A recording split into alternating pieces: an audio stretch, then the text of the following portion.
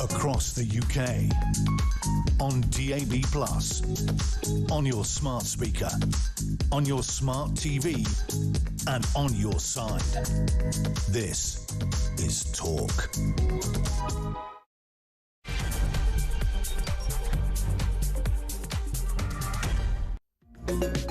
Hello, it is Petrie here with you, and it is great to have your company.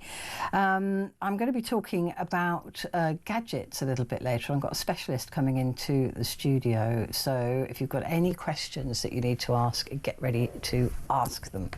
But before that, Claire Muldoon, the broadcaster Claire Muldoon, joins me now.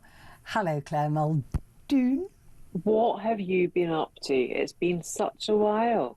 And I love your new professional pick for Talk. You look stunning. Oh, thank you very much indeed. My little bit of velve. Yeah. Different colour from tonight, teal. Colonel Mustard in the drawing room with the dagger. Listen, I'm glad you're well. I have a squirrel update for you. They've ruined all my lights now. Oh, no. I don't know what they've done. They've done something, so they've all gone. So I'm going to have to replace them. Have you ever thought of putting out a camera to try and catch them? I've thought about putting out a submachine gun. Sniper, get sniping. Yeah, exactly. But yeah, anyway, I just thought I'd let you know that. Claire, we're going to start looking at the USA Today. Really, again, a packed front page, so I'll just pick a couple of those stories. Autism debate rises to a new level. A lot of strides, which was a quote by Donald Trump, greeted by strong pushback. And this is from, scientists and medical reports and things like that. What do you make of this announcement that paracetamol could be a cause of autism? Or a driver for? I don't know where this research has come from. I don't know where he got the information from for this. Interestingly, though, Tylenol, the brand that he mentioned, put out a tweet to say, we don't advocate anyone taking any drugs during pregnancy or something like that. I think it's all very murky. It's all very disingenuous, actually, and it doesn't help pregnant women in the state that they're in, because as you know and I know, when we are pregnant, you do worry more than you do about anything else. You worry more about your unborn child than you do about yourself, in actual fact. And you had your son round about the same time as I had my eldest, and that was the time in the Wakefield. It was 97. Yeah, that was the Andrew Wakefield MMR. The first report, his fate report, came out. Yeah, and he was completely discredited, as was the report. Yeah. It was found there was absolutely no link. No, but it was all faked as well, wasn't it? Yeah. The combined MMR and it was autism as well, wasn't it? Or something, yeah. So it's all, I do agree there has been an absolute increase in diagnosis, and I would actually question some of the diagnoses that arise through that. And to be fair, I think we're all on the spectrum at some varying degree.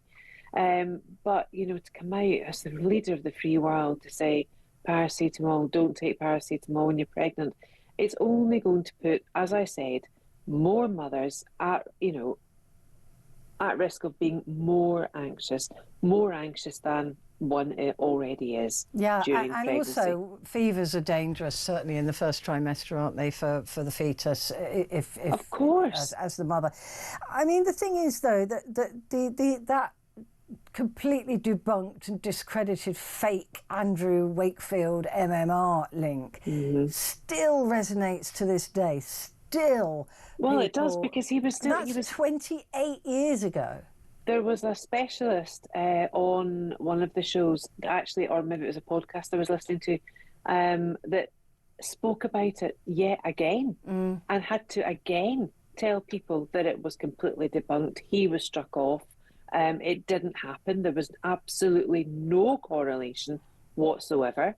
And as you've quite rightly highlighted, women, when they're carrying their unborn child, if they have any risk of scarlet fever, measles, or anything that can actually have an effect on the heart formation of the child in vitro, and then send the child into congenital heart defects once born, or any other defects. And I don't like the conversation that that people are having about thalidomide. That was an absolute clear and present danger, and that did give rise to limbless children or children. Did, yeah, but that was a very specific limbs. case, wasn't it? Hugely specific case.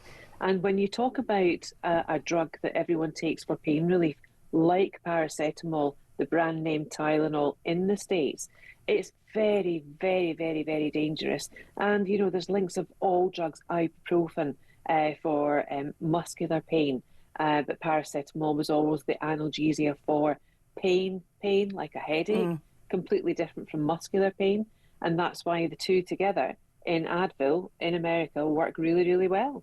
I mean, there was also the suggestion, not more than a suggestion, from Donald Trump that you don't give paracetamol to children, and that's what my son was brought up on. It was Calpol, you know. But that's new. That's is that not ibuprofen based? It's paracetamol based. Is it? Yeah. Right. Okay. So you know, because it brings a fever down. It's specifically to bring fevers down. And I was saying the other day that fevers in babies are very dangerous if you don't get a hold of them really quickly. Well, they can give rise to not only some form of sepsis, but also in the brain. If the brain swells, then they'll have meningitis and all sorts of horrific things. Yeah, I mean, I just... Mine were brought up on Calpol. Yeah. Oh, I loved it. I thought it was the best thing ever. It was that lovely sweet-smelling strawberry, and then they launched the orange flavour, and you had it in the wee breaths when they had their wee rosy cheeks, remember, from the fevers, and they would just roll off to sleep. Yeah.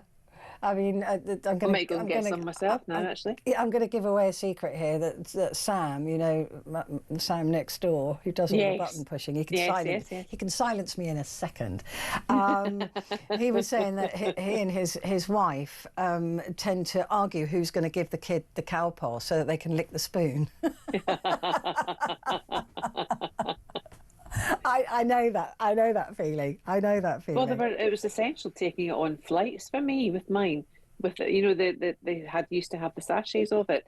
Tear it off and let them suck it. Oh yeah. No, they were very adept at that. It was an absolute godsend. It really was. It still is. Yeah.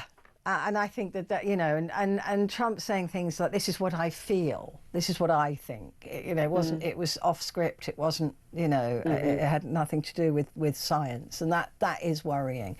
And a lot of people have been saying, "Oh, he hasn't got a baby problem. He's got a woman problem." You know, because it's women are getting blamed now with that guilt. Oh, my child's got autism. I took paracetamol, therefore it's my fault.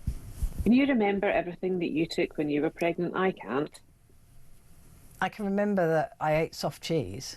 I can remember that I had Parma ham. But I mean to the minute detail of exactly. No. Yeah. And the other story I'm going to pick is on the other side of their main story, which doesn't really apply to us. But this is interesting. Comedy, a banana peel in the coal mine. This is something that Jon Stewart, who does the Daily Show, he spoke about a couple of years ago and was saying, look, comedy is the first thing that authoritarians try to get rid of, that they don't like that mirror held up to them, right? I mean, if you remember Spitting Image, I'm sure if they could have got rid of that, they would have done. But, you know, he said that a while ago, and this report really is talking about Jimmy Kimmel and how, you know, this has now come to pass. A very interesting moment well, then now the president is saying he's going to sue ABC and to get rid of Kimmel, and that it should be quite lucrative, because last time he sued them he got 16 million and he reckons he'll get more this time. I mean, for me, comedy is the way out of this whole global mess that we're in. I couldn't agree more. Yeah. In terms of how we deal with it. And I think comedy is one of the only vehicles that we have left in order to put the mirror up, as you've used that analogy, to put the mirror up to oneself, to put the mirror up to the political shambles at the moment, to put the mirror up to the stupidity of man. And I don't mean men, I mean of mankind, yeah. as all of us in that umbrella. And comedy would be the only thing that could actually see us through. Yeah. And comedy would be the barometer, and it would give us the ability to laugh. And I don't care if people are offended by some comedy. Neither do I. It's not about that. It's about actually, and sometimes it's not even about making people laugh. It's about getting a point across in a way that's non-competitive, that's actually non-threatening, and it's in a way that you can actually go out and enjoy yourself. Why? I would far rather know what I'm dealing with than have everything sent underground. I've often said that to you before. Yeah. I'm not into cancel culture. No. I'm not into, cancel culture for me is accepting people's views and watching them or blocking them or whatever. You just do what get your humour, get your laughs and get your whatever. That's fine. Okay, get it. But don't try and drive people underground. Don't try and cancel comedians. Don't try and cancel comedy shows. And certainly don't put trigger warnings on things like Faulty Towers. No. or what's those comedy shows that used to be on with Frankie Howard et al. Frankie Howard, remember all the carry-on The films? carry-ons, yeah. I mean, you know what they've even got trigger warnings. I know. Well, books are getting trigger warnings now as well. But it won't be long before we don't say trigger warnings anymore. We won't be able to say that. Yeah, but it is interesting, isn't it, that Trump is still going after Kimmel. He still wants him gone, and that displays a very thin skin if he can't take a joke. Yeah, it does, and it doesn't. It surprises me in a sense, actually, because there was so much. He gets so much vitriol. He gets so much spitting image treatment from across the whole world. I'm surprised he's honing in on Jimmy Kimmel. Well, it's not. It was Stephen Colbert first, wasn't it? Then it's Jimmy Kimmel, and he's already said he wants the other late night hosts gone as well, because it's a daily attack. And I did watch the Kimmel thing, and he didn't have a go at Charlie Kirk. I agree. I don't think he did. He absolutely didn't. So, I mean, that's just an excuse used by people to say, well, that's why it was distasteful. You think, well, actually, he was taking the mick out of MAGA, taking advantage of that. He wasn't taking the mick out of the death of that man. So, and that I found even more worrying. Because then you think, well, hang on, that isn't even what happened, and you're trying to silence him. It's a worrying time, particularly if Trump doesn't let this go, and does try to proceed with any sort of legal cases. Should we take a break? Yeah, let's do that. We'll be back in. Claire and I'll be back in just a moment.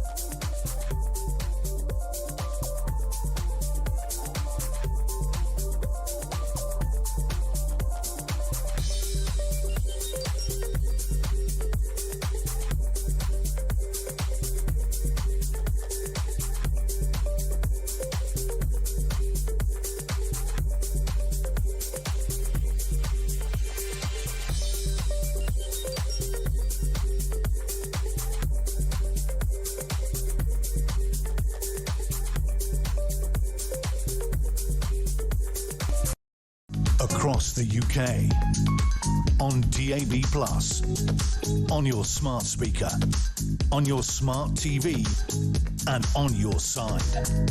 This is Talk. Hello, this is Talk, and it's Petrie here with you, and with me is the fabulous broadcaster Claire Muldoon. The Sun newspaper, Claire. If this is true, this is absolutely bonkers, right? Afghan refugee goes on holidays to Afghanistan after claiming Asylum here, saying that his Taliban-controlled homeland was too dangerous. He returned in July 2024 for 8 weeks of sightseeing. Was that before or after he got the £2,000, or did he? So he actually got the £2,000. Well, no, he wasn't sent back there. He went back there. So he came here, claimed asylum on the basis that it's the Taliban, right? And everyone's going to believe that because they're evil. And got his asylum and then went to Afghanistan on holiday for 8 weeks. And then he was allowed back in the country when he came back as an asylum claimant. I mean, that just again shows the absolute sham of all of this, isn't it? It's like, well, it shows the shambles in our border control. You know, if people are allowed to do that, they're going to do that. But we shouldn't. That shouldn't be a thing, right? But that's not down to border control to enforce a law that enables them to come back and forth like that. Well, I mean, that's what I'm saying. It's the system. Yeah, it's the system that's wrong. And it's also the same system that's enabling the Ukrainians to go back for summer holidays. Well, I suppose they might be going back to the very borders of Ukraine. They probably won't be going to Kyiv. I wouldn't say. Well, there are other cities in Ukraine, but still, I mean, this Afghan refugee, it begs the question. Well, I'm glad they've actually got paperwork to show routes that he has taken away, because at least then something is working. Well, then they have to remove his asylum claim. Well, they have to, because obviously it wasn't that difficult or that authentic for him not to be able to go back. That presumably was the basis of his claim. Yeah. That it was unsafe for him to travel back to. Yeah. But lo and behold, he did it for not only just for 1 week, but for 8. 8 weeks, and there's an 8 weeks image of him on the front there on some sort of lake or something in Afghanistan on a boat. So he's obviously having a lovely time. I mean, that's just absolutely ridiculous. But where is the system that allowed him? Some might say a gay old time if that was the basis of his asylum seeking. Yes, it may well have been, but we couldn't possibly comment. We couldn't comment because we don't know. We don't know. We don't know. Let's have a look at The Guardian. PM gambles on new levelling up funding to tackle the rise of reform. Deprived areas to get tens of millions of pounds to fix broken communities. Is it going to work for him? No, because it's not going to get off the ground. No. And it's not going to get off the ground because he's now, one of the other papers as well has got the fact that he's contemplating abolishing the benefit cap for the two-child benefit cap. There's now this on the front page of The Guardian that is, as we know, a left-leaning paper. PM gambles up on new levelling up that Gove started. He was the levelling up minister, don't forget. Yeah. Right? They're not building the homes that they committed to build up because they can't get the brown sites relief, and they certainly can't build on green sites either. So it just seems to me that it's a copy and paste of reform policy that Nigel Farage comes out with. He was in favour of abolishing the two-child benefit cap. He was also in favour of this levelling up, and that's what they said they would do as well. And it just begs the question that Keir Starmer is actually sitting back in number 10 with Morgan McSweeney, who's also made the front pages for tomorrow, and that case is rumbling on. I'm sure you'll want to talk about that in a wee while. I will. And it just seems to me that Reform is writing the playbook with no silver lining. Do you see what I did there? For the Labour Party. And it just seems to me as just a complete and utter, and I've used this word consistently, on the shambles of Labour. It really is. And we've got party conference at the moment. Labour Party conference is coming up. We've just had Ed Davey and his marching band. And one of the MPs apparently turned to James Heal, one of the columnists in The Spectator, and said, well, we've had marching bands, we've had him in flotillas and doing all these stunts. We are the party of stunts. What's he going to try next? Ketamine? I mean, come on. this is our political landscape at the moment. Yes, I know, but I kind of feel sorry for the Lib Dems because Why? They've got 72 MPs I know, in opposition, but that's the and point. most of them didn't even know what to do. But that's the point, is he has got 72 MPs and the entire news media pretty much ignored his party conference, and yet Nigel Farage with 4 MPs is getting all the coverage, right? And so there is, you know, an imbalance there, but I suppose... Well, that's first past the post. We can't negate that. No. Zelensky on the front page of The Guardian as well. Gosh, the poor man looks so tired. You know, he is speaking. He was speaking to the United Nations earlier on, and of course, this is a big moment for him because he needs to ratify that some support, and actually with Poland now being buzzed, you know, and Lithuania being buzzed by Russian jets, MiGs. And Spain. It is time that we took what Zelensky's been saying seriously. I think it's time that, well, he's addressing the UN, right? The UN is no friend of America. We had reports today, was it about the escalator? That was a member of his security team. Right. So of whose security team? Trump's. Was that? Or the videographer who accidentally hit the stop button. Right, but there was talk of the UN saying, well, we can't afford to do that anymore, we're going to stop the escalator going up, and in the end it transpired that it was Trump's thingy. So the UN, NATO, everyone else, I think is just so caught up in the globalist elite at the moment that a lot of things have gone under the wire and gone to the wire under the radar. And we've now got Zelensky who does look completely and utterly at odds with the world, at odds with everyone. He just looks, as we'd say in Scotland, absolutely scunnered, right? And I think we need an end to this, right? We need an end to this Russian implosion, this Russian aggression through all of these Eastern European states, and he's moving closer and closer to the heart of Europe. And he needs to be really put back in his box. And it's how this is done that's going to be crucial. And I've never thought during all of this, all of these years, 3 years, 4 years now of this war, that we have never actually been teetering on the brink of a third world war until now, actually. I think we're closer than ever. I think the world is far, far too unstable. I think... And I did think when Trump was re-elected, he would stop it. He would get in there and he would completely and utterly get the Ukraine back on track and get Russia pushed back. And that hasn't happened. It hasn't happened at all. And the worrying escalation, and Poland is absolutely right to declare this. Donald Tusk saying that if there are any Russian aircraft in our airspace or any NATO airspace, they will be We're shot. going to defend. Yes. They will be shot down. Yeah. And this is what Russia does. They test the patience. And so, you know, remember right at the beginning of the Ukraine war, it's like, oh no, we're just doing a military exercise on the border. And then there'd be a small incursion. That was like, oh, sorry, that was a mistake, or whatever. And then suddenly the full-blown incursion. This is what Russia does. This is what Putin does. And he's trying to test the resolve of NATO. And, you know, all of those drones that accidentally, like one drone can accidentally do it, but 19, no, that's programmed.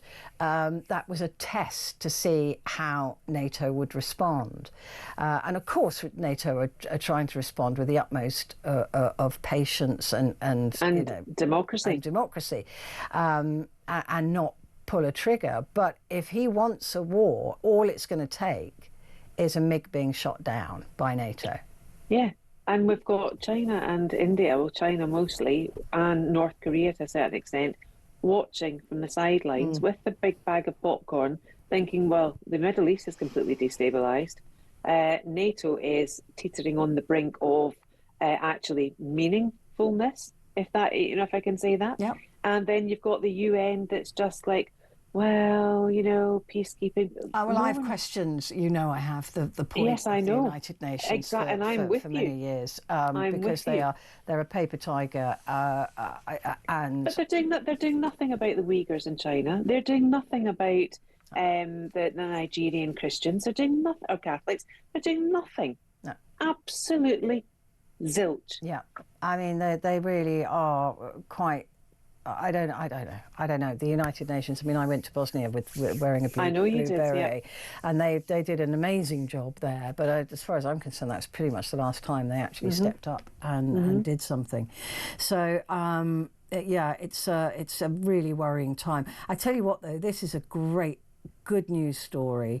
Huntington's disease, a devastating degenerative illness that runs in families, has been treated successfully for the first time in a breakthrough gene therapy. With gene therapy. This is amazing.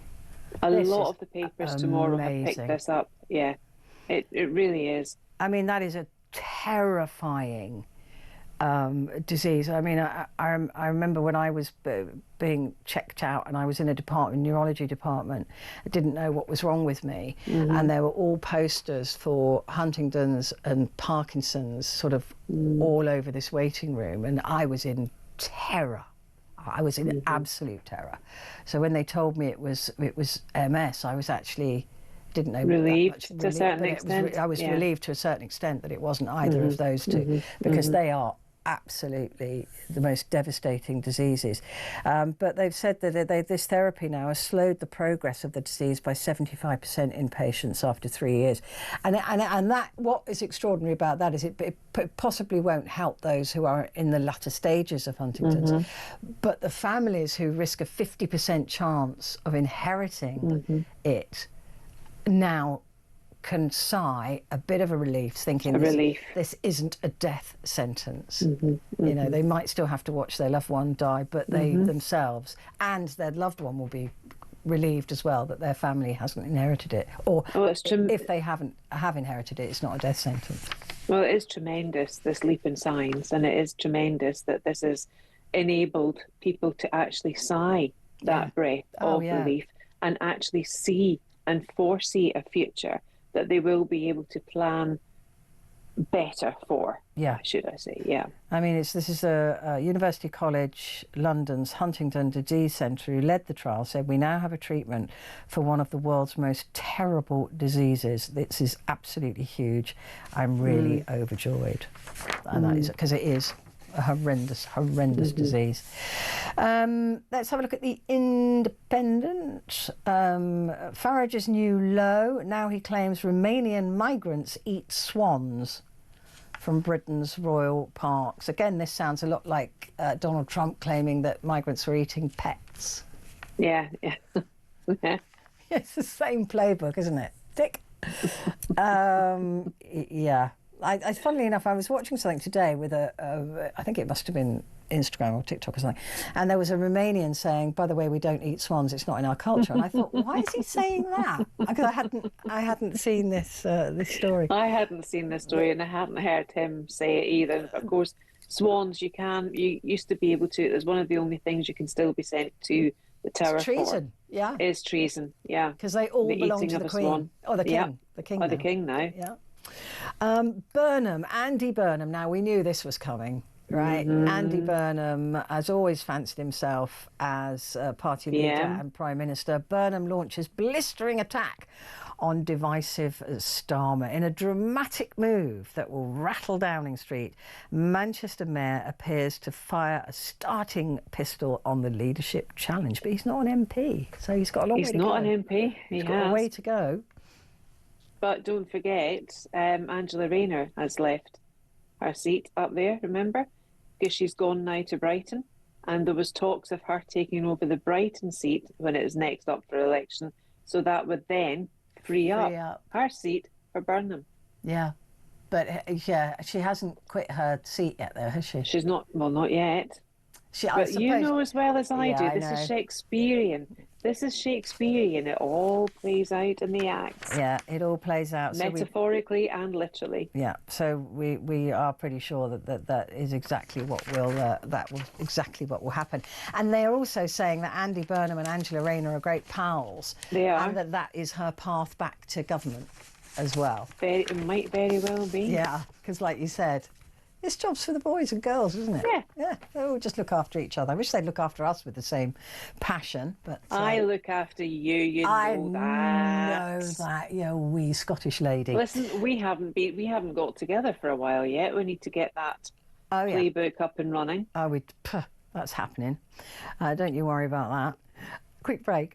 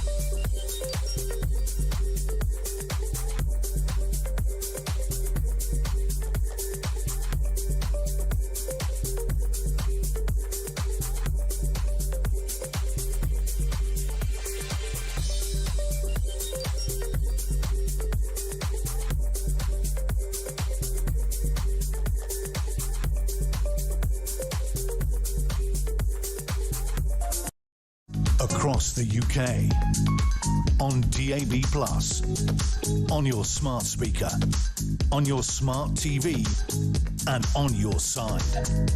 This is Talk. And right now on Talk, you're with Petrie, and with me is Claire Muldoon. And we're looking through the papers for Thursday. The Daily Telegraph, Burnham, MPs want me to oust Starmer. Nothing to do with him, obviously. No, of course not. He's just doing what he's been asked. Comment. Yes, he's just the mouthpiece. I tell you what's really interesting, though. I like Andy Burnham, actually. Yeah, I tell you, I have a lot of time for him as well. But as mayor, I mean, I don't know how he would be in any other way. He's untested. But what's interesting about this is the openness of it. I mean, it wasn't that long ago that MPs or members of the Labour Party or the Tory Party or whoever it is would say, no, we stand firmly behind our leader. And that has changed, hasn't it? They're not going, no, we stand firmly, all of us together, linked arms, we stand firmly behind Starmer. You know, it's now open warfare. The only one that does that is Starmer, of course, because he said, yes, I've got my full confidence in Angela Rayner. Well, she's gone. Yeah. And then there was... Mandelson. Mandelson, he's my full confidence, gone. Louise Haigh, Transport Minister, full confidence, she's gone. And he's just said it about Morgan McSweeney, which I said yesterday probably means he's going to be gone. I can't wait to get into that story. I know. But I wish he would say he had his full confidence in Rachel Reeves. I want her gone. Yeah. Well, he has said it a couple of times, and maybe I don't think she'll survive after the budget. She'll be the lightning rod for the budget, which will be disastrous. I think perhaps that's why he's kept her on. I agree. And then he'll blame her, and then she will be gone. Yeah, that's exactly what I think is going to happen. And I've opened a book on him being gone by May. Yeah, well, definitely next year. Yeah, definitely. Yeah. Definitely 2026. Do you think there might be another general election then? No. I know, not while Labour holds a majority, and they won't want an election because they know they'll be out of work. So no, there won't be an early election. And Nigel Farage keep going on about that. It is not going to happen. You only do that when you think you've got a good chance of winning, and they have not got a good chance of winning. So we have to see this through, I'm afraid. That's my view. But I think they'll try and get rid of Starmer and get somebody else in and change direction. But how can Rachel Reeves maintain her position? Because she's the fall guy. Yes, but she must know that. So why is she still going along with it? Maybe she doesn't. Maybe the Do you think arrogance. she's all arrogance, power? Yeah.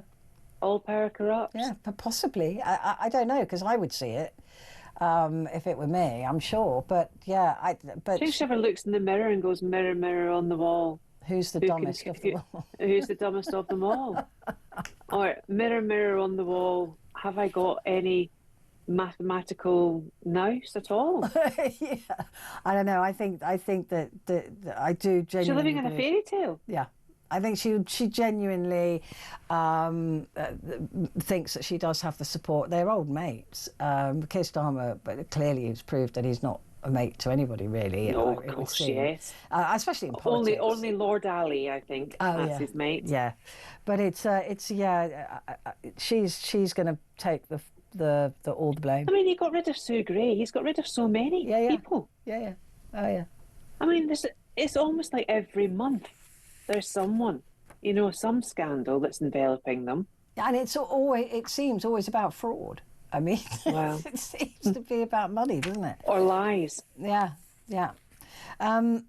So that's Burnham saying nothing to do with him, obviously, but he won't rule out a challenge. Oh, look, it says before May. There you go. Oh, there we go. We've written this before. We've written that before. And he listens. I'm sure he does. I'm sure he does. Every night to you, dear Petrie. Yeah, well, I sort of claim being Mancunian a bit because I was. Of course you. I was born in Stockport. And was brought up in the first 4 years in Manchester. So Manchester. Do you know you'll like this then? Where I was a week and a half ago. Where? 4 nights. Where Mexico City. Do you know why I was there? Yeah. Do you know why I was there? No. To see Oasis. You're joking. I'm so not. You flew to Mexico City? Yes. To see Oasis? I did indeed. I don't know what to say. Brilliant. For one brilliant. Night? How long were you there for? 4 nights. Oh, you're 4 a fortnight you were there. No, 4 nights. Oh, 4 nights. Yes. Mexico City is supposed to be lovely. Petrie, you would love it. Yeah. We did that. We went to see one of those Mexican wrestling things, Lucha Libre. Do you know, it's so funny having this conversation with you because Vicky, lovely makeup Vicky, who's just got married. Yes. She was telling me about her honeymoon in Mexico City. They were there and she went to see one of those wrestling matches with the masks on. It was fantastic. Yeah, well, next time you're in, you'll have to see if you can... I'll bring you in my mask. Oh, brilliant. Lovely. We should get one each. Tequilas. I should get one and then we can wrestle. Do you know what? People might pay us. You never know. That'll scare your squirrels. Yeah. I mean, listen, if we set up a TikTok or I don't know. Stop it. OnlyFans and wrestle. Stop it. I reckon. And the mezcal was gorgeous. Oh, really? Oh, it was beautiful. How was the concert? Oh, the concert was, I got quite emotional actually. It was wonderful. It was absolutely fantastic. You couldn't get any tickets any closer. Why would I? Yeah, especially if you get the chance to go to Mexico City. That is amazing. Exactly. Absolutely and amazing. The funny thing was, our pilots were going, and half the plane, it turned out, was going as well. That's brilliant. It was. Oh my God, I want to hear all about that and see the pictures, and I definitely need to see that mask. Finally, on the Telegraph, give us speed camera cash to catch more drivers, demand the police. Demand the police? Yeah. They want to catch more law-breaking drivers, and Rachel Reeves has been urged to hand over the $100 million a year that the Treasury pockets from speed cameras. I would actually rather the police... You would remember back in the late 80s, early 90s and the 90s, police cameras were out, especially over the months of November and December in the mornings, to catch those that were still over the limit. And that was over the limit of drink. And I would far rather we still had that. Instead of catching speeding drivers, right? I think we should just catch drivers who are over the influence on drugs and alcohol and get them off the streets first before we catch the speeders. Yeah, and because I know people are being done for speeding at 23 22 and a 20 miles per hour. Exactly. Okay, let's stop the cash cow. The traffic police have got enough money because they get some of that revenue, especially in Scotland. I know that the fact that they do from the Procurator Fiscal, and they've got them for ANPR, the license number recognition plate. You can get them for turning around in a wrong road, fine. Turning 23, as you said, or 22 miles an hour in a 20 zone, fine. It's just ridiculous. We should be stopping people who are unfit to drive. Yeah, instead Those of without insurance, fining the rest of us for, for exactly. 1 second. Thank you. Going, we're not dangerous drivers. Or a bus lane or whatever. Exactly. I mean, around us, they're closing roads now, and they're roads I've driven down for decades. For years. Yeah. And now suddenly I drive down it, and the first thing I know, the only reason I know that it's no longer allowed is because I get a fine. And it's like, well, that's not fair. I didn't, there should be a warning at least beforehand. And but no, they just need the money. But also on that, the fines are so huge, right? It's like a cost of living crisis that we're in. But these fines actually are disproportionate to most people's salaries. I agree. It can be a day's salary. Yeah. Who's got that lying around? In Germany, what they do is that you're fined according to your income. Oh, well, that's quite clever. That is clever. So if you're very, very rich, it's a whopping great. So you feel it. Because at the moment, if it's like 130 quid, like you said, to a lot of people, that is food for the month. But it's a daily wage. Yeah, and then for the rich, it's like cost of doing business. So they don't care. It's like a lunch. Yeah, it's nothing.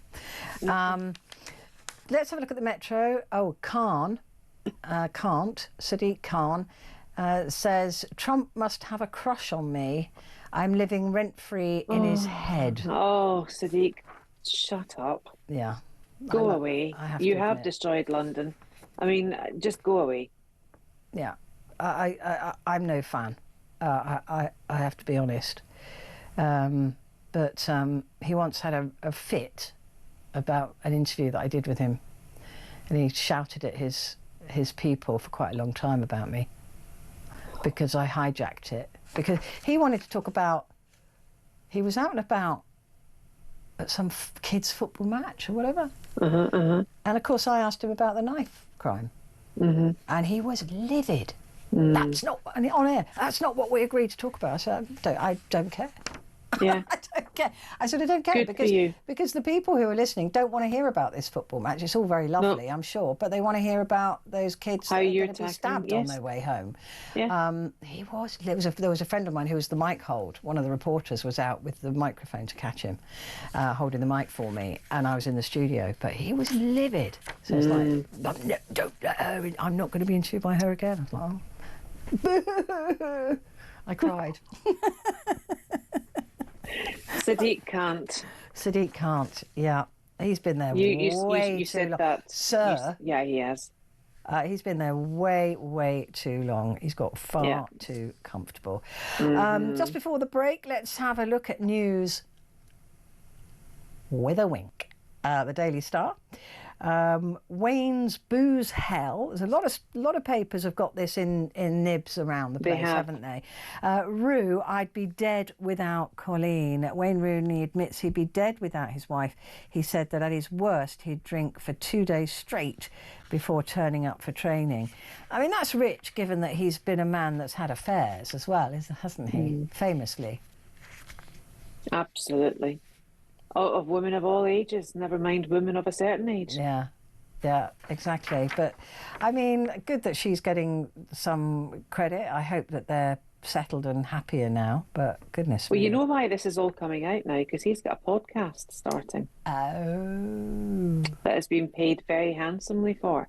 So all these headlines are there to bring him back into the fold, instead of looking like a geography supply teacher, as he has been looking like for the past year and a bit after he did his coaching. And his management, which was a disaster. Yeah, of Portsmouth, I think he was. Yeah, it was a disaster. He got sacked. It was great. It's great because Colleen, I think, is such a wonderful, strong woman, and she showed that to be true on I'm a Celebrity, Get Me Out of Here last year. I thought it was fantastic what she did. And she did it for herself and she did it for her boys. Yeah.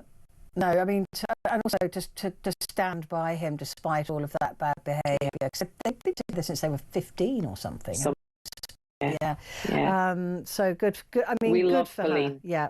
We love her. You know, it has to be a really strong woman to be able to put up with all of that. I can tell you that. In the limelight as well. Yeah, absolutely. Quick break. Back in a sec.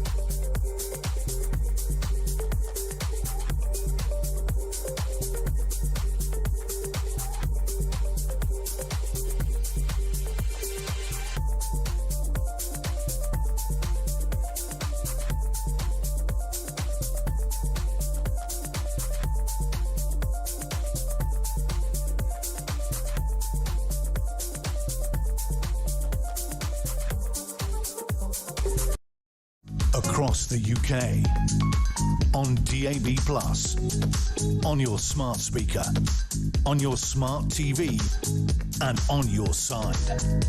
This is Talk. Hello there, this is Talk, and it is Petrie, and with me, broadcaster Claire Muldoon, going through Thursday. And friend. And friend. Oh, yes, sorry, broadcaster and friend Claire Muldoon is here. The Mirror. It seems like Strictly, which is not a programme that I watch, but I think you do, don't you? I have been known to. You have been known wave to. a feather boa. Yeah. Now I've got that image. Mask on, feather boa. Strictly star Thomas and the unpaid 50k COVID loan. Yeah. It seems like there's already quite a bit of a stir, not in a good way, around Strictly already. Yeah, we've had alleged drug taking. We've had an alleged sexual assault. Oh, God. We've had one of the professional dancers fired because she is not with a celebrity partner this year. We've had Danny Dyer, daughter of Danny Dyer, also called Danny Dyer. She has fractured her foot, so she's withdrawn only 2 weeks into the competition. Oh, gosh. And now this chap from The Apprentice apparently hasn't, according to the Mirror, hasn't repaid yet a £50,000 COVID loan. Bosh. I mean, they throw around the word star, don't they, liberally? I mean, well, is he a star? I've never heard of him. The Mirror have already put their competing paper star in the headline there. Yeah. Strictly star. Yeah. I mean, I don't know. I don't know what I think. This is just what the BBC didn't need at the moment. Strictly is one of their flagships But shows. it was gonna happen, right? There was gonna be such scrutiny over this because, Yeah. you know, the media have got it into their head. They want this show cancelled for some reason. I'm not entirely sure why, but they're going after it. So they are going to pick up on everything. Everybody's going to be picked through everything they've ever done in order to throw shade on Strictly. I don't know why. Is it a tall poppy thing? They just want it gone. Well, if they're coming after Strictly, then what's the old adage? They'll come after you. Yeah, I agree. So what's it going to be next? The traitors? You know what? I mean, there's so much good things that the BBC produce, and the output is great for some things. Why when this gives such a lot of, you know, it gives such a lot of joy to people on a Saturday and Sunday night. That's what it appears to me. It just appears that this is a vendetta. For some reason, maybe somebody was turned down for going on Strictly. I don't know. But also, there's such a team, a talented team behind it. The dressmakers, the choreographers, the makeup artists. Yeah. There's such a huge team of talent behind this show. And it's been going on for, what, 20 odd years? Yeah. It's such a shame. It really, really is. It really is, but I fear that they will get their way. I think it's. I think Strictly for the BBC is their Houses of Parliament, and everyone is just over it. Yeah, maybe that's what it is. Traitors, as you mentioned there, the celebrity version starts soon, doesn't it? A couple of weeks, the 26th of October, I think the drop-down date is. But it is, I mean, I just love Claudia with the Fringe. I adore that woman. Yeah. I think she's so intelligent, so clever, and I love the Traitors. Yeah, and Stephen Fry's in it. So yes. I mean, there's a massive I think Claire cast. Balding's in it There's as well. a really good cast, actually, of celebs that they managed to get on that. So I will be watching it. Good. Yeah, I didn't watch I watched the first non-celebrity one and loved it, absolutely loved it. But I thought, well, there's not. It's going to be the same as next time, so I didn't bother.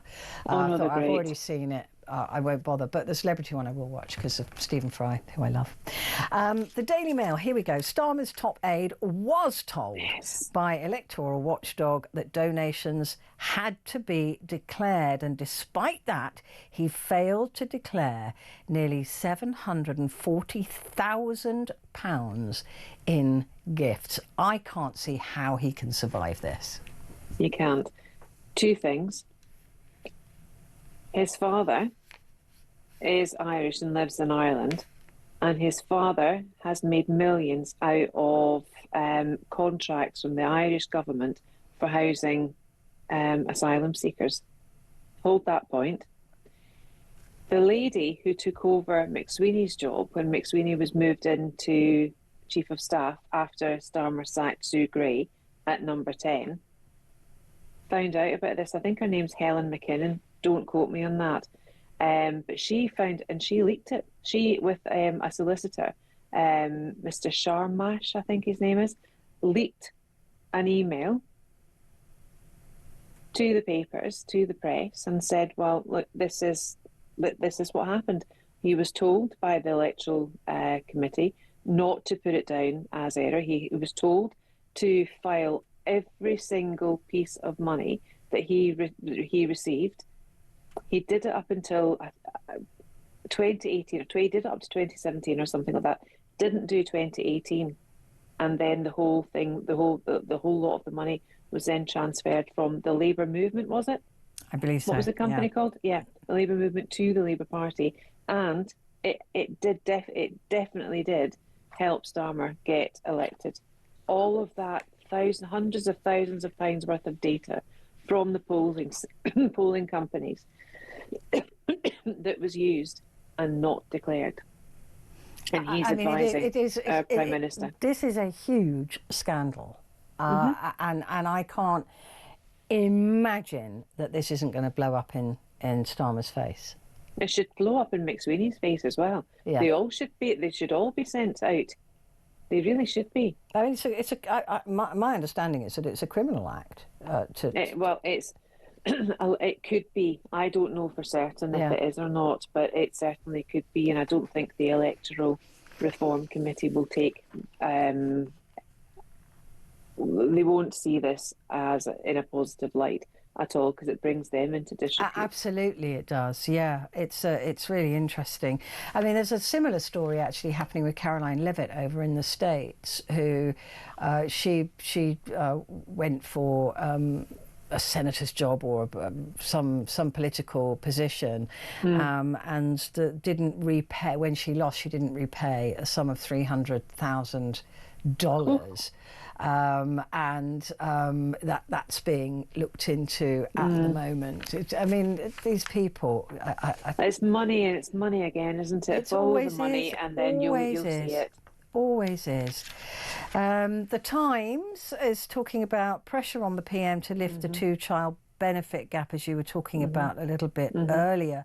But I mean, this would cost, lifting the cap would cost about $3 billion a year at a time when there's, well, I mean, the black hole shrinks and gets bigger by the second. So it's 30 billion, or it's 40 billion, or it's 50 billion, and then it's 30 billion again.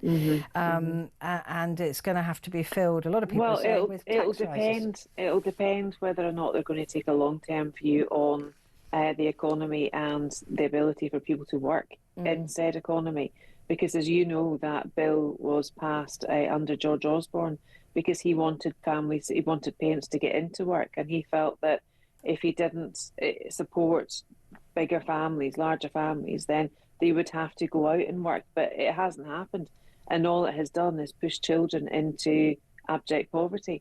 So I think government, especially a socialist government, especially a Labour government, you would think, well, this is my point. Yeah. You would think that that wouldn't even have been a question for them, that this would have gone back from the Osborne days, and it should have been reformed with a small r, but it hasn't been. So we know they're very myopic. We know they don't take a long-term view, and they're very much shooting from the hip, especially when they've got their members of staff moving away, falling away, being made to move away as quickly as possible.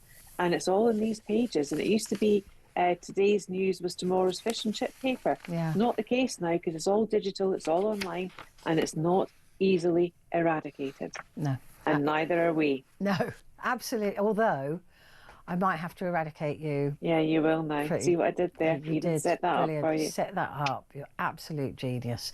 Claire Muldoon, love you. Thank you. Thank you very much. Thanks very much. Claire Muldoon there, going through Thursday's papers.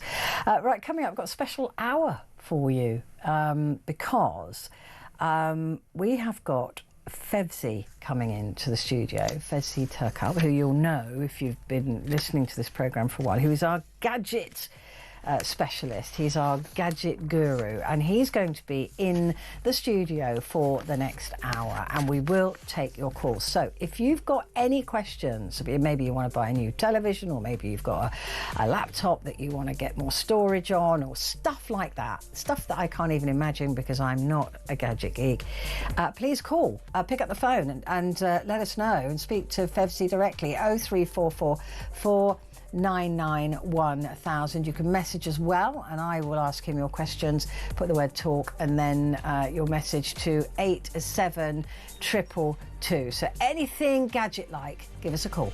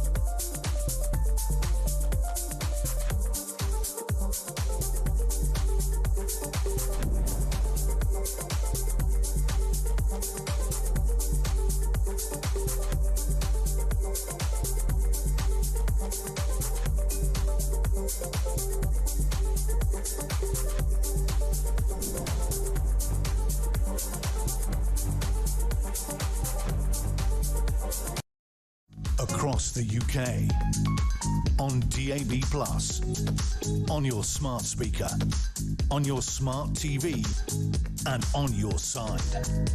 This is Talk.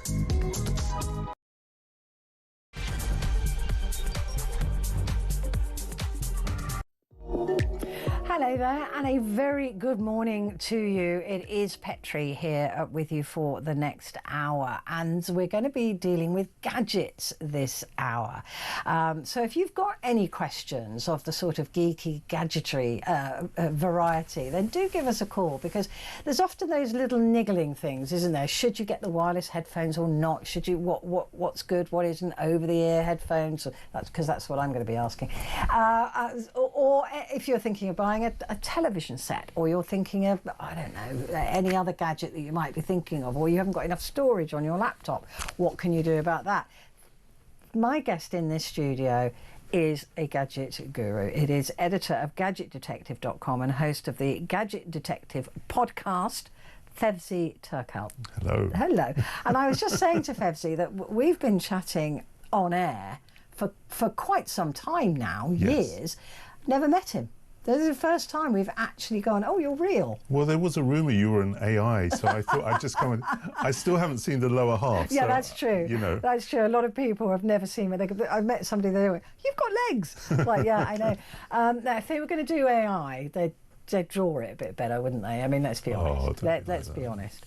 Fevzi, it's really good to see you. Thank you for coming in to the studio, because what I want to do with things like this, with gadgets particularly, is to say to people who are listening, there's no such thing as a dumb question, right? Because if you don't know, you don't know. Right, yeah. And so if there's any question that you have, then don't be going, oh, I'm not sure about this, because if you're thinking it, then a lot of other people will be thinking it as well. Those are the best questions, because they're the ones that apply to most people. Sometimes you have someone who's been struggling with a question for 6 months. They, by this point, know more about it than I do. And you're into the minutiae, and it's only really them that are interested in the answer. Yeah, that's true. That's the problem. So that's the problem. So the broader questions. Yeah, they're good. Absolutely. Well, listen, Fevzi, we've got some lovely gadgets to go through. You've tempted me. You've been tempting me with wireless pro compact microphones. Yeah, so they come in this is a little charging case. So I've been a broadcaster for a long time, and I'm used to the big, Do you want to, let me have a look. You just pull them out. So that's a charging case. Takes 3 units, and it charges up from the internal battery. So you've not only got the battery inside the device, you've got the battery inside the charging case as well. It clips on. So these are from an Australian company called Rode. Yeah, I know, and you've got all your little accessories here as well. You've got a puff gag on there. Yeah, I've got one in there. Oh, I like a puff gag. If you can find it. I can find it. So this is from an Australian company called Rode, who are actually known for their microphones, but they actually do a lot of other pro and sort of semi-pro audio equipment. This is called the Rode Wireless Pro, and it's a wireless microphone system. I know. It's... Furry so they used thing. to call them dead cats, right? Yeah. So this is particularly clever. It's got some clever things to it. So first of all, the transmission between them is wireless and it's digital. So you actually get... did I just hear it snap? No. I was just putting it off. I haven't broken it. I No, it's fine. So it's got a couple of tricks up its sleeve. First of all, it's got a technology called 32 bits float. And what does that mean? It means when it records, it doesn't matter what level you set. It can be too quiet, or you can actually be overloading the audio and get clipping, and it can still recover it. Really? It does this really clever mathematical trick where it can actually recover. You just don't have to worry about the levels. It's pretty much impossible to ruin a recording by setting the wrong level, which is really impressive. Really important. Actually, this is the end of Soundmen. Yeah, well, except oh my God, you know, so if you many forget to switch it on, it won't work. It's like a little family of gremlins. I know, it's quite nice, isn't it? Yeah, it's also got built-in time code into the recording, so people who remember old tapes with time code. So the idea of this is you can record different people. Each person's obviously on their own microphone. How do you synchronize it all? In the old days you'd like clap if it was video, but here you actually got a time code, so it automatically synchronizes up.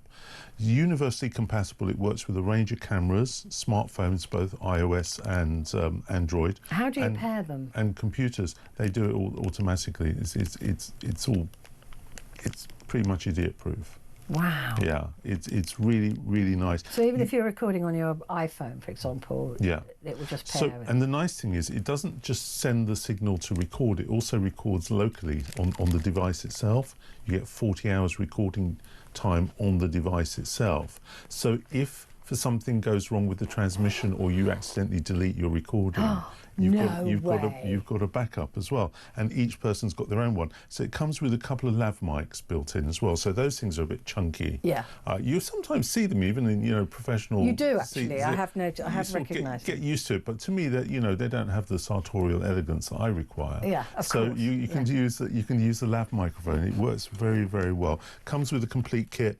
So usual price for this is about £266. For 3 microphones? Yeah, it's not bad, but you can get it for a little bit less than that. So I've given it 4.5 stars out of 5 because we talked about the features, but the most important thing is sound quality is really good. The recording that is amazing. quality is really good. And they've even colour-coded the...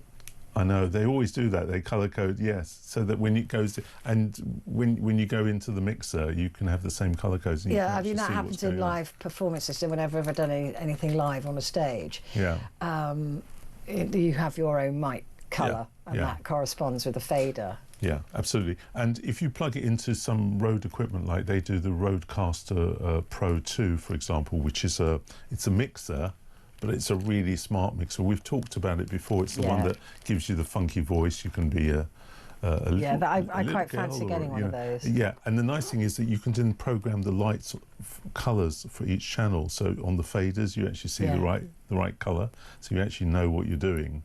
And they, when you're sitting, because sometimes if you're doing podcasts, for example. If you're too close to a microphone, sometimes that can cause a problem. But if you've got people in close proximity using these, they should be okay. It's fine. And as I say, even if you clip, which is where the audio goes too high and it can't handle it, you can recover that and get a perfect recording still. So the key thing there is 32-bit float. Don't ask me how it works. I've got a degree in applied physics. I still can't quite get my head. It's kind of magic, You shouldn't be able to. It shouldn't be able to do that, but it can. I mean, these are very, very smart, and so many people these days are recording their own stuff, and they are, doing their own broadcasting. So something like this is. For 3 microphones, I don't think that price. Give me the price again. But it's say about £250, depending where you buy it. Sometimes you get it cheaper. If you wait till November, Black Friday deals will come round. Yeah. So, and this charges. Yeah. So it's a bit like charger cable. like earbuds, where it's got its own little battery, but then when you put it in the case, it charges from the battery in the case. Yeah. It's the same idea, but you're charging 3 units at once. And it's a very neat little. It is. Very neat. It is good, isn't it? I like that a lot, actually. It's great. Yeah. We've got a call, Fevsy, as well. This is from Simon, who's in Cornwall. Simon, good morning. Good morning, Petrie. Second time I spoke with you now. Well, that's please keep doing it because it's nice. Simon, Fevsy's here. What do you want to ask him? I would like to talk about these new glasses. They're supposed to be taking the technology by storm as far as maybe replacing a portion of the handset. For instance, one of them has got a screen on them. I just wondered what the comments are on them and if there's any advice on what are the better ones or anything. So these are the new ones from Meta we're talking about, right? Yeah.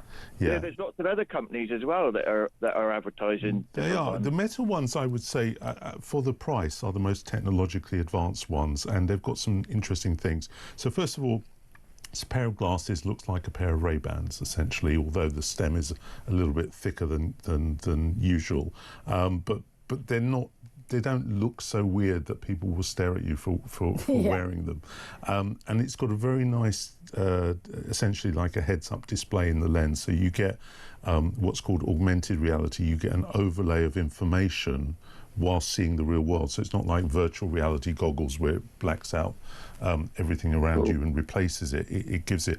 One of the really nice things is the control mechanism. So there's this thing that they strap to your arm or your that can actually detect movements before they're visible. So it's just picking up the very, very fine movements, and it gives you quite it takes a little bit of time to get used to, but it gives you quite finessed control. And that's something that's going to continue to develop, but it's a huge step forward at the moment. I must admit, when they demonstrated it, it was not working properly, but at least they were brave enough to do a live demo of it. You know, you have an Apple launch. Love Apple, but everything is choreographed and pre-recorded, and you know, nothing ever goes wrong really. So they were brave enough to do this. It does give rise, you know, these sorts of classes give rise to some social etiquette questions about, for example, should you have a tally light on it? So if you're recording, should there be a light to let the person you're staring at know they're being recording, or their face is being recognized, or you're looking up everything about them and pretending you've got a really good memory, or, you know, whatever. I think it's weird. Simon, are you thinking, would you like some, or are you just curious about it? I like new technology. When it first comes out, like when the first iPad came out, I went and bought it just because I wanted to learn about it, to be able to help others with theirs, like, you know. Yeah. So I love the idea, the fact that it's seeming is a bit, it's quite I believe true that it will be a thing, and it is the next innovation as far as engaging with the internet, at least. Yeah, I think what will happen is, as this technology improves, the need for larger and larger smartphones. I mean, I don't know how old you are, but for those of us that are a bit older, you'll know that phones used to be really small, and the smaller they were, the better they were. You know, they used to have these like little Motorola Pebble phones and things like that. But now they're big because of the screen. And okay, they're addressing that with foldable screens, so you can have one that's either half the size or same size, but then turns into a tablet. But if you don't need a screen, if you've got the screen effectively in the display of the glasses, then initially you won't need a phone with a screen, so you can have a smaller phone, or like a nub, which is effectively a phone without the screen. But in time, that electronics will be built into the glasses, and the phone can completely disappear. So instead of having to pair it to the glasses, it will be a replacement. And of course, the next step after that is implantation. So you won't have to wear it, because well, I suppose the step in between will be some sort of contact lens, but then we'll start breaking the skin barrier. And they're then already putting the implant into animals, aren't they? Elon Musk put the implant into animals, and did his first successful one into a human. I just think that's remarkable, as far as them being able to, basically animals be able to talk back to us via a screen. So it's very interesting. So there's a few companies doing that. It's not just Elon Musk's company, and some of them are a little bit further ahead than Elon Musk's company as well. So there are some really interesting things going on with that, because there are two problems. There is the problem of how to read the brain waves, okay, and at the moment, the best way of doing that is an implant. And the only reason why they're allowed to experiment on people to do that is that these are people who may be, for example, quadriplegics, and you know, they're trying to cure a problem. Of course, eventually, it'll be like the Borg, you know, the technology will be installed at birth. But so one is the electrical signals, picking them up, and then what do you do with them? Because decoding electrical signals of brain waves, who can do that? I tell you who can do that, and AI is really good at spotting patterns. And they did this experiment where people who were locked in, you know, locked-in syndrome, where they can't communicate, were able to reliably communicate with yes and no answers.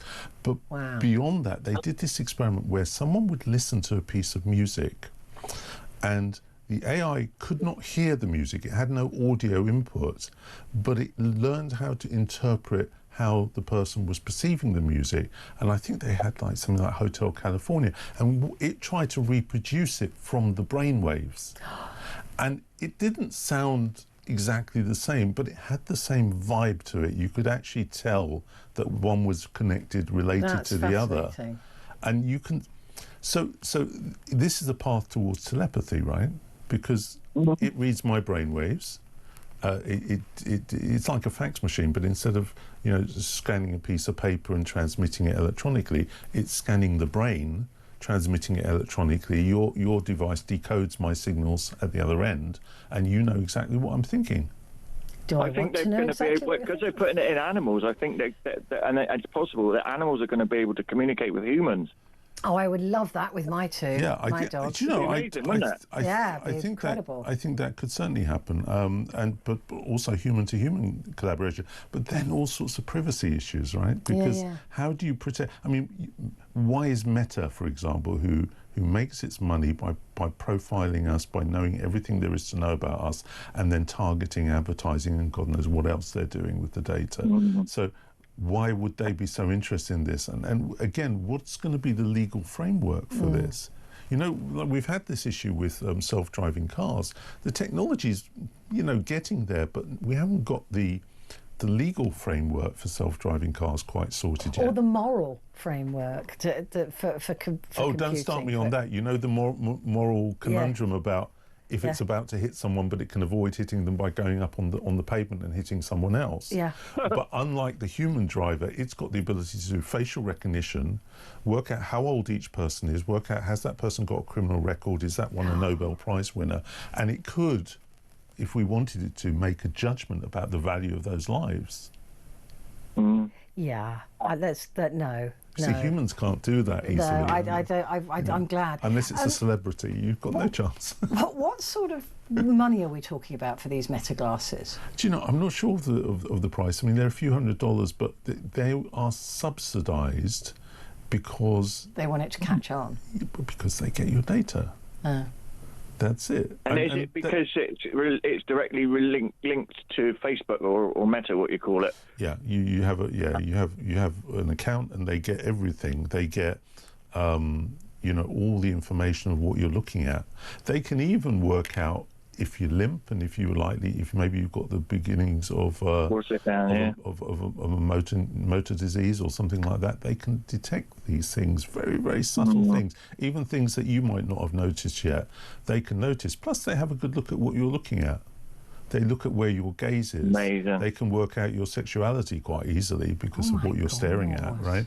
I mean, the amount of information that you could yield from this is huge. Does that worry you at all, Simon? Or are you just one of those people who says, a lot of my friends they worry about things like Alexa and things like that, whereas I don't worry. I work on the principle I've got nothing to hide, so they're welcome to listen. That's the way I look at it. So I'm all for going forward with the new innovations.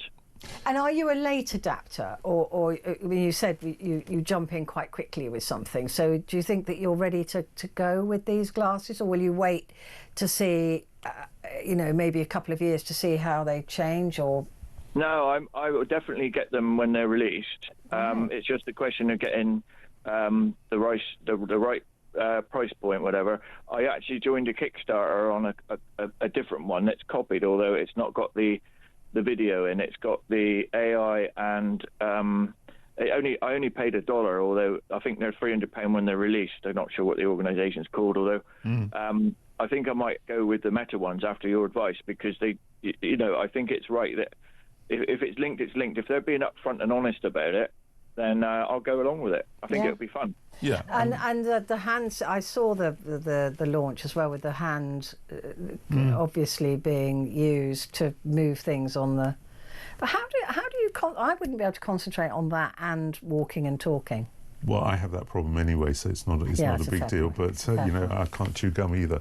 But no, look, it's fascinating. It's pretty much bleeding edge for anywhere near that price point, and it's going to be well supported because it's Meta. Yeah, true. But it is still a nascent technology, and you'll get some improvement with software updates, but there'll be a lot of improvements to the hardware to come. So you should expect to start having remorse around 18 months. They've had a little bit of practice because they had that, I'm not sure what it was called, although they had a screen with a camera on it, and it kind of failed. It doesn't. I don't think it does much anymore, although at least they've had that experience, and they maybe put that into it's just the development maybe. Well, there was Google Glass, wasn't there? So, yeah. I mean... No, they weren't glasses. It was Meta that they did like a screen, and a camera would follow you around, and you would be able to you'd be able to talk with other people. I don't think it really took off, although it was Meta that did it. I can't remember what it was called. I don't know. There's a lot of tracking technologies out there that some of them work quite well now. Simon, you've got to tell me when you get them. Oh, I'd love to. Yeah, absolutely. Yeah, give me a call. Let me know. Don't Google me. That's fine. Simon, thank you very much indeed. Simon in Cornwall there. So it's as simple as that. If you've got any questions you'd like to ask Febsy, just pick up the phone. 0344 499 1000.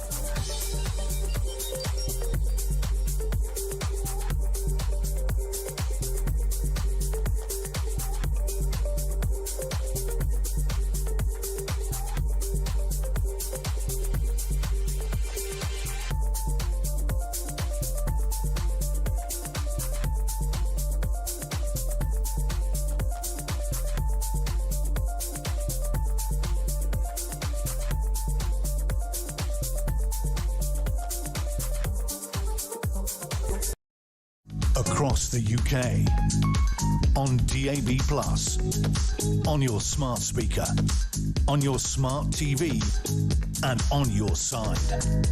This is Talk. Hello there, and we are talking tech. We're talking with Fevzi Turkalp, editor of the gadgetdetective.com and host of the Gadget Detective podcast. So if you've got any questions you'd like to ask him, please do give us a call, 0344 499 1000. You can also leave a voice message on there as well with your question if you'd like to do that, or as many of you have done, send a text message to 87222, put the word talk in front, and it comes through into the studio. Fevzi, you've got another gadget now, a Stream Deck. Yeah, so this is from a company called Elgato, now owned by another company called Corsair, and it's a Stream Deck, so it's a box of buttons. Right. Okay. And it comes off. Yeah. Do you know, I bought this with my own money as well. Oh no. That's fine. I think it survives. So this is there comes in different sizes, and you get a different number of buttons. Okay, so this is the biggest one. This is called the Stream Deck XL, and it's 32 buttons. And I can't power it up at the moment in here, but when you attach it, each one of these buttons have got an LCD colour screen inside it, like a little TV screen inside it. So it can show any icon that you want. One of the things about having buttons that do things is if it's a programmable button, it usually doesn't show. You end up writing on a bit of tape over it or whatever it is. With this one, it will do various things. So it's called a Stream Deck because it was originally for streamers. Yeah, and people doing video, and so you could switch cameras with it. You could, put up writing on the screen. You could do anything. You could turn up microphones. So it's like a mixing desk. Well, it's like a bunch of macros, like commands that you program into it. So like on a computer, you do Control C or something, right? Or you could do a much more complicated set of commands. You program those into it, and it will control different apps. So you don't have to be a streamer if you just want to use it on a PC or a Mac, and have Windows and Excel, and just have it, fire off and open the app of your choice. Maybe you want to have, pause, play, volume. So it's a shortcut.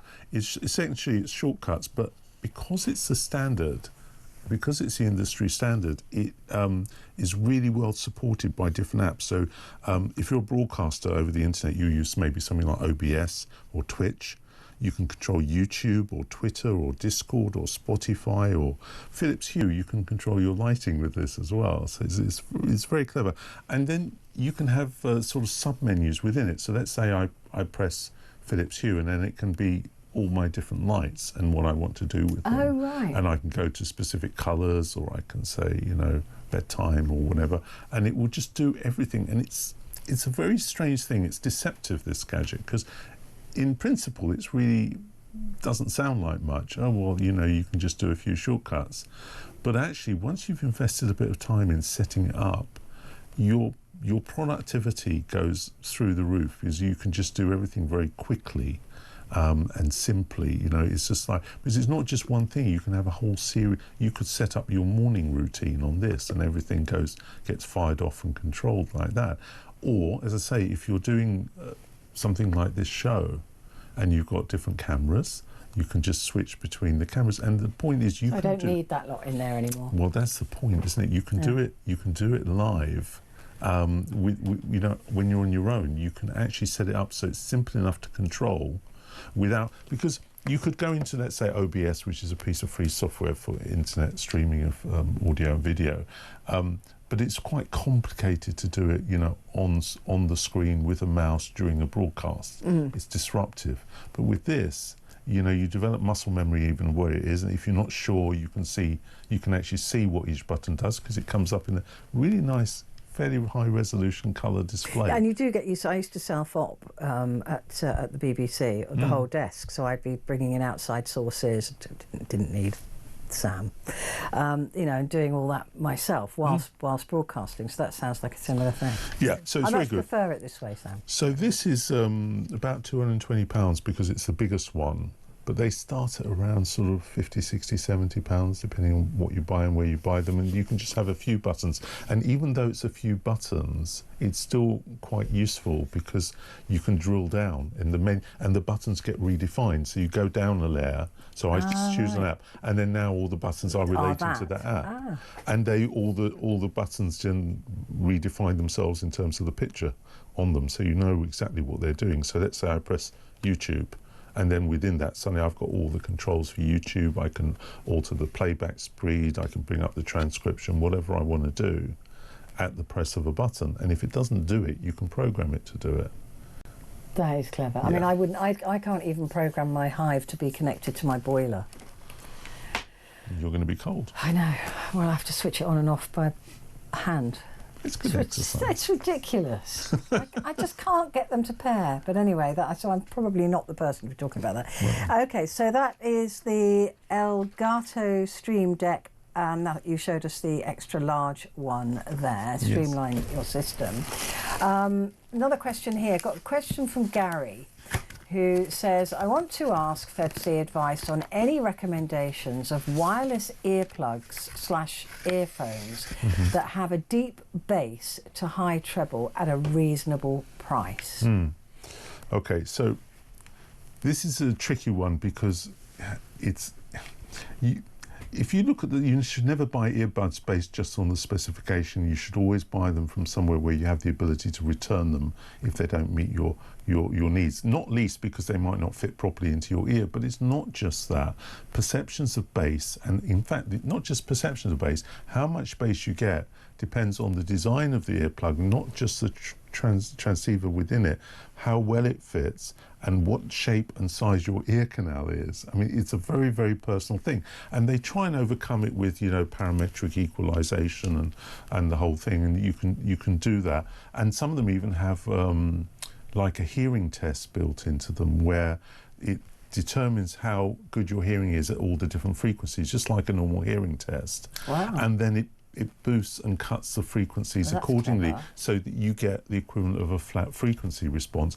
But equally, you can then use it to boost the bass frequencies or make it sound really hollow by dipping the voice out. And you can do all of that. So I mean, the Beats headsets are known for their bass. Some of the Bose ones as well. What sort of price are we looking at for wireless headphones anyway? Oh, anything from like £30 to 300 or more. You can spend. It's that wide, yeah, you see, and I wouldn't spend that much on them. And I'd lose them. Well, yeah, one, you lose them. Two, as we were just talking before, you get a little battery inside the wireless earbud.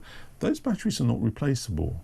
So after 200-300 charges, maybe sometimes not even that, you start to lose life of it. I don't mean, But they build in obsolescence, don't they? They want you to go out and buy another pair. Well, yeah. I mean, it is tricky because it is hard sometimes to make a replaceable battery, but it can be done. Like, for example, for years now, phones have had sealed batteries and non-upgradable components, and then now there's a company, well, they've been doing it a while, it's a company called Fairphone, and they make a replaceable phone. I think there's 17 components that you can switch out, including the battery. So you go back to days where you can pop the back off a phone and swap the battery. You can swap the camera module, you can swap the charging port, you can change the screen. That is fair, because at the moment these companies, they know that the battery is not going to last forever, and it's always the battery, isn't it, the reason you upgrade? One of them, because then they charge you, £50 to £100 for a new battery, and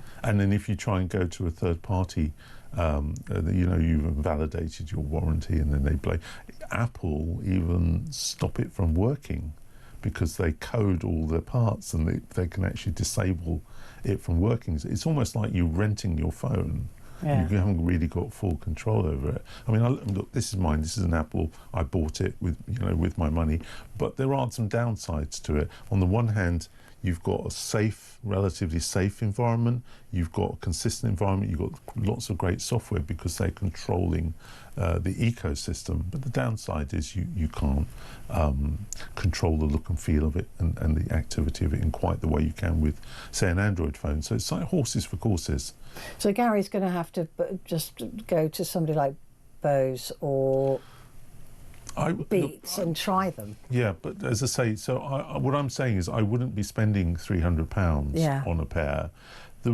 When I bought Apple AirPods, and they're not the best quality. They're certainly not the most bassy. I bought them because of the additional features, how well, like the fact that when I walk up to an iPhone or an iPad, it detects it and just locks onto it automatically.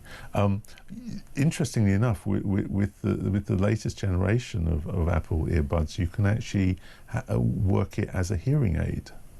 And this is really important because, first of all, it works really well. Yeah? Then they have to get the permission to sell it as a hearing aid product in each country. It's different system of authorizations, but it works really well. And what I really like about it is a lot of people will never use a hearing aid because they don't want to be seen to be using a hearing aid, and suddenly your earbuds from Apple will suddenly be a proper hearing aid, and you can still look cool wearing them. Yeah, no one will know. And it's free. I mean, a lot of people own these things already, and even if you don't, they're so much cheaper.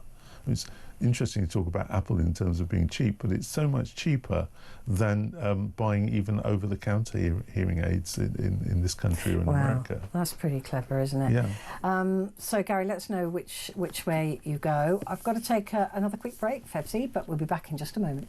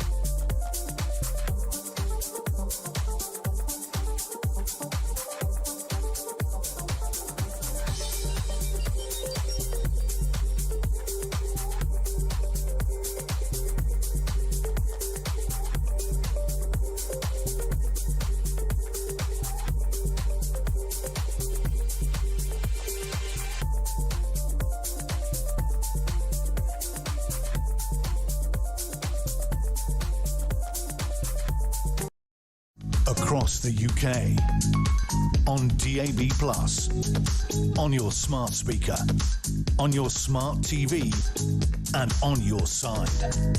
This is Talk. Hello there, this is Talk and it's Petrie, and with me is Fevzi Turkup, editor of thegadgetdetective.com and host of the Gadget Detective podcast. And the next gadget you have is a clinically validated under the mattress sleep tracker. Yes. Okay. Right. So it's from a company called Withings, which I just worked out the other day is things, as in Wi-Fi things. Oh, is it? It's a French company. For a while they were bought out by Nokia Medical because they were so good that Nokia bought them, but it wasn't a good fit and they bought themselves back out again. Oh. So Withings do a range of Wi-Fi connected tracking products. So it can be wristwatches, it can be their smart scales are fantastic. Love the smart scales. But this thing is a sleep analyzer. Now, why would you want to do that? Particularly with a smartwatch, you know, it analyzes your sleep. But the problem with that is, first of all, this does it better. So this is let me show you. This is called a sleep mat or a sleep analyzer. Okay, so and it's not that big. It goes in from the edge of the mattress. You put it under your mat. It's literally under the mattress. And I've got a wodging thick mattress because, you know, I'm a creature of luxury. And it still works, and you wouldn't think it does. It can actually hear you snoring. And not you, obviously, but it can hear one snoring. I talk in my sleep. Well, it will hear what you say. So be careful. It actually goes under the mattress and it picks up a lot of information. So first of all, why use this instead of a watch? Number one, it's more accurate. Number two, if you're tracking your sleep with your watch and you're tracking your activity during the day, when are you charging your watch? Ah, good point. Yeah, because the watch needs to be charged pretty much every day, day and a half if you're lucky. So you lose a lot of tracking information whilst it's doing that. So if you have some sort of cardiac event, and it will not pick up that you've gone into, you know, AF or whatever. So what this thing does, goes under the mattress, connects wirelessly, powered by USB. It goes. Lost my thing. Let me just go there. So, you know, talking about having strange shaped ear canals. Yeah, obviously yours is. Yeah, well, so this one powers off USB, but it connects to Wi-Fi. So what it doesn't have any display technology or anything on it, which is good. Why would you want that if it's going under the mattress, right? But it connects to the Withings HealthMate app, which is very good. I think the only independent app that can give Apple's health app a run for its money. It's very, very good. And what it does is it measures your sleep. So what does it measure? Measures how long you stay in bed before you go to sleep, how long you stay in bed after you wake up. It measures what type of, when you're asleep and what type of sleep. So it shows you a graph, shows you light sleep, deep sleep, REM sleep, rapid eye movement sleep. Why is this important? Because light sleep is not restorative sleep. It needs to be deep sleep or it needs to be REM sleep. So how much of your sleep is that? Should really be at least 40-50% should be a restorative sleep.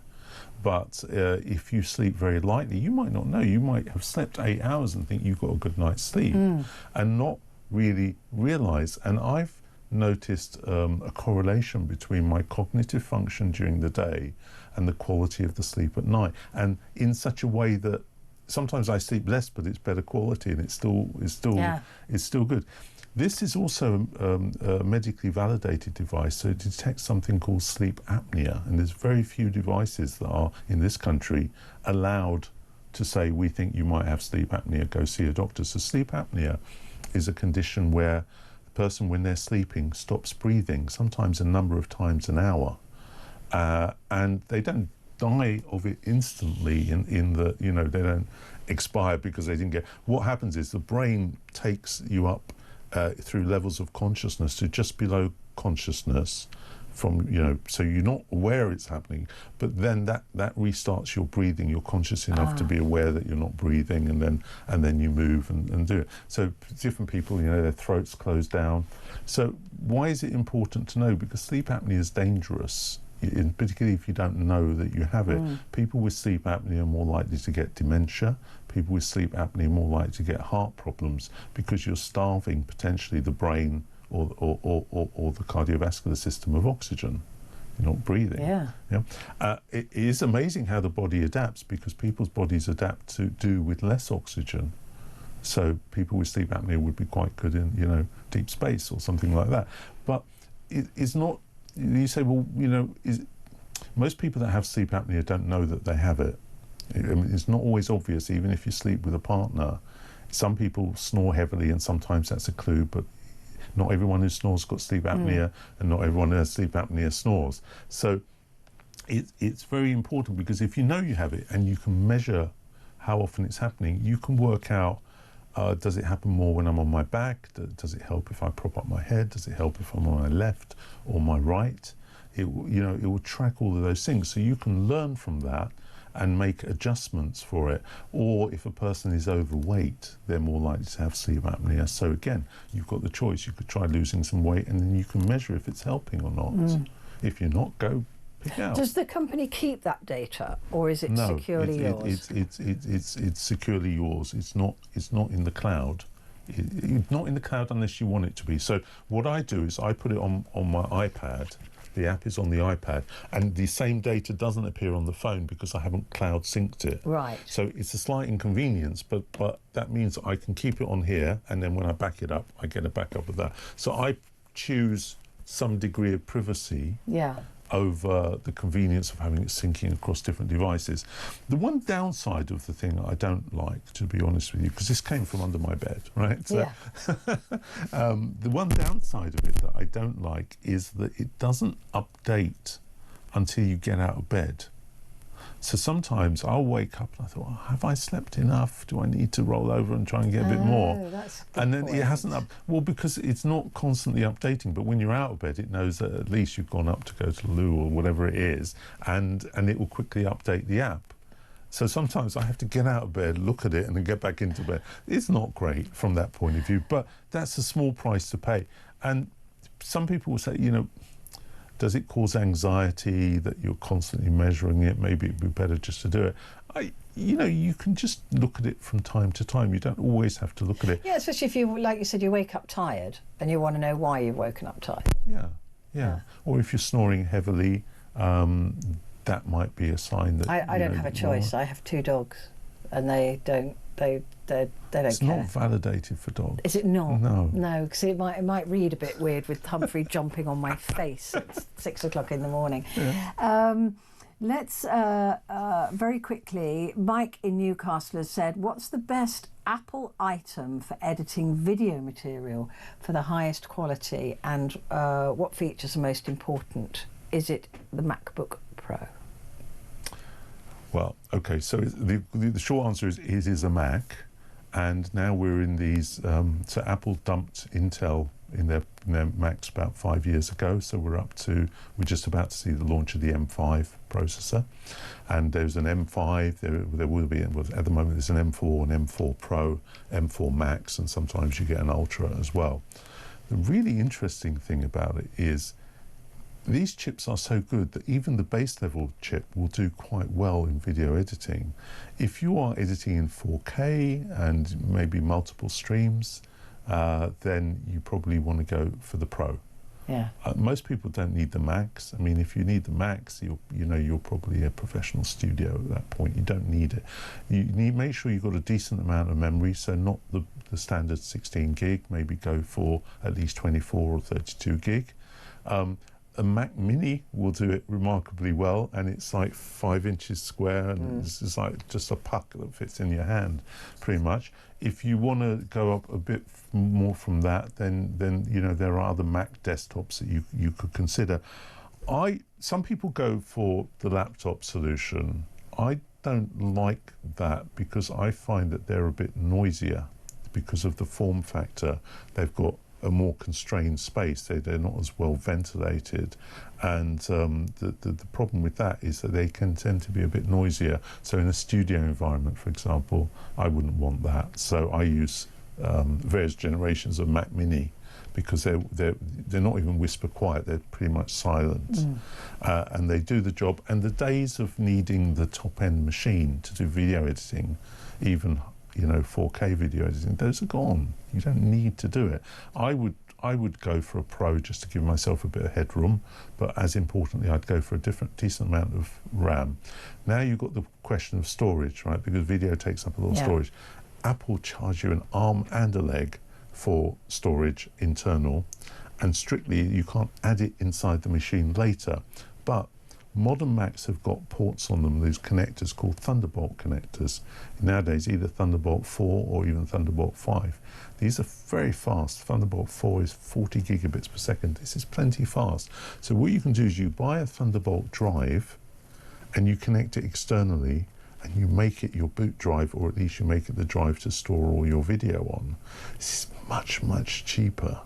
Yeah. So what you can do, you can buy an enclosure, which is a case for a Thunderbolt drive, and then you go to someone like Crucial, which sells these M.2 SSDs. So a solid state drive is like a hard drive, but with no moving parts, and it's about the size and shape of a large stick of chewing gum.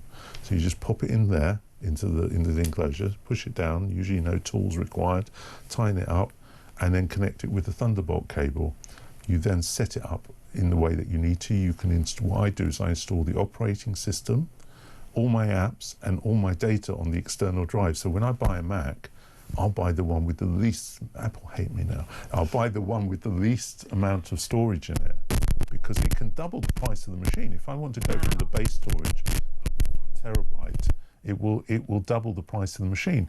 So this way, I can do it for a couple £100 instead of £800. Wow.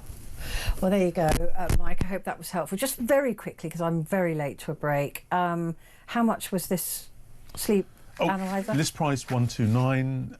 When it's on offer, it goes as low as 99. Cool, brilliant. Bargain. Quick break. Back in a second.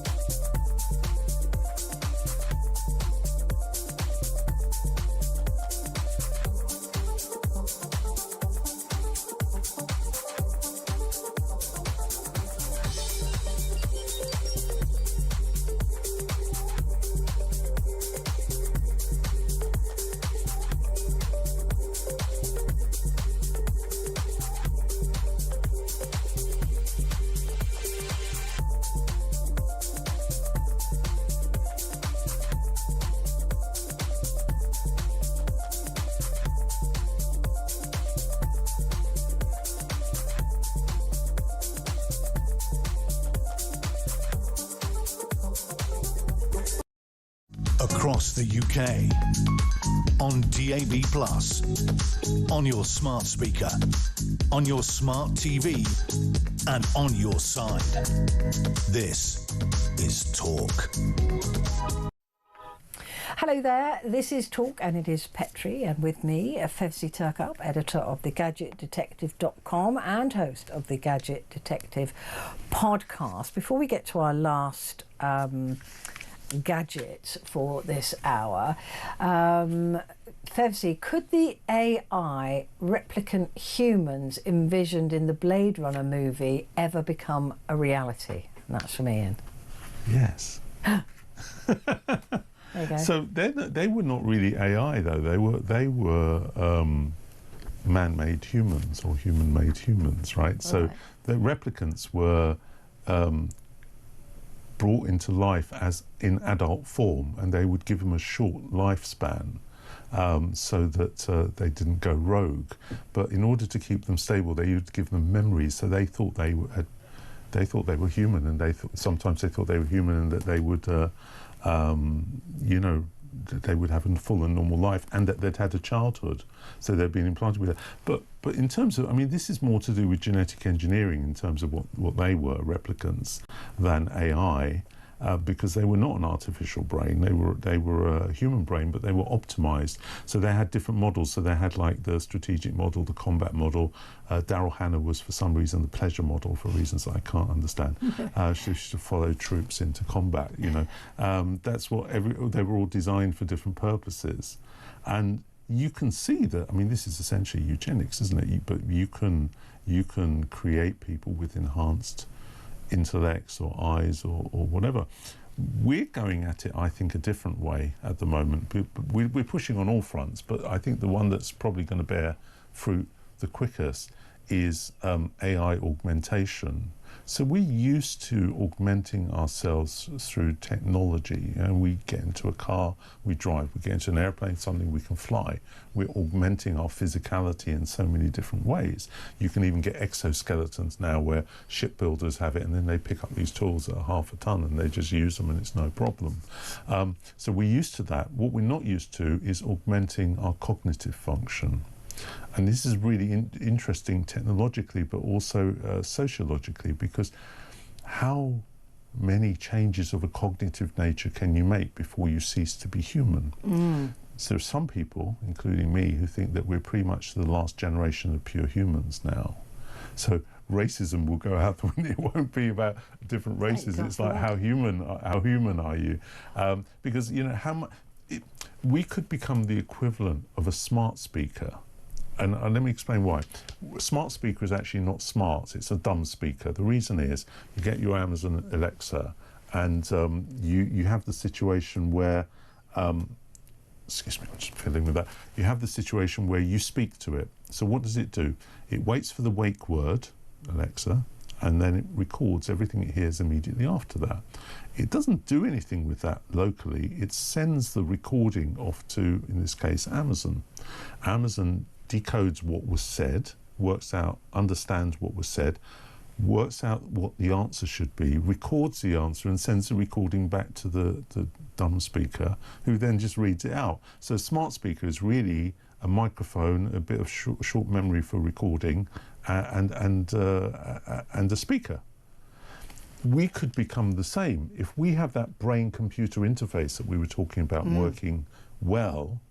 Okay, all of your really smart stuff will not be your meat brain, but it will be your AI brain, which could actually be in the room with you or anywhere in the world, or may not have a physical form at all. So, and in the future, I believe it won't necessarily even, the person won't even be conscious about whether they're reaching into their meat brain, as I now call it, or the AI brain, except for the fact that maybe they suddenly became smarter. So we become like we become like the smart speaker, because we're hearing the question, we're speaking the answer maybe, but all the smarts are going on somewhere else. And when that happens, you know, terrifying. To what extent are we still human? Bless me. Yes. Sorry about that. You're allergic to it. Yeah, I'm allergic to the idea of that.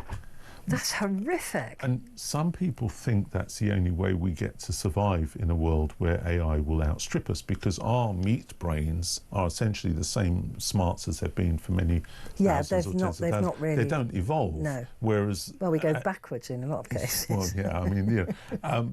But with an AI brain, each generation is smarter than the last, and the gestation period, and I use the word advisedly because I think these are essentially on their way to becoming a life form. Are the chips that are being put in human brains at the moment, are they the beginning of that? The chips that are being put into human brains are transceivers. They're the things that can read brain waves and in some cases stimulate brains. So they are the sender and the receiver of brain waves. Yeah, just like a phone, you know, has a microphone and a speaker on it, or, you know, any device has that. So they are the beginning of the gateway, but it's then how smart is the AI that's reading the brainwaves, and then how smart is the AI that can integrate with the brain and provide the information and the memories and everything.